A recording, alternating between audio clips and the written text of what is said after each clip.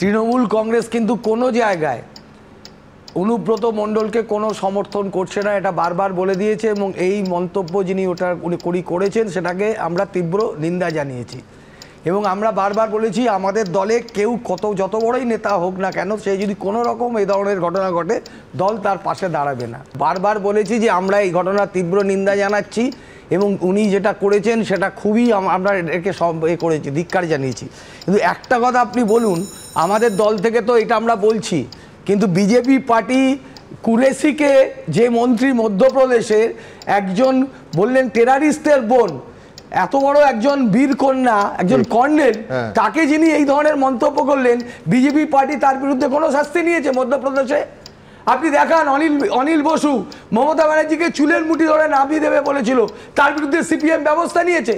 আপনি দেখান বিনয় কোগার, যিনি বলেছিলেন পশ্চাৎ দেশ দেখাবে মমতা ব্যানার্জিকে, তার বিরুদ্ধে সিপিএম ব্যবস্থা দিয়েছেন।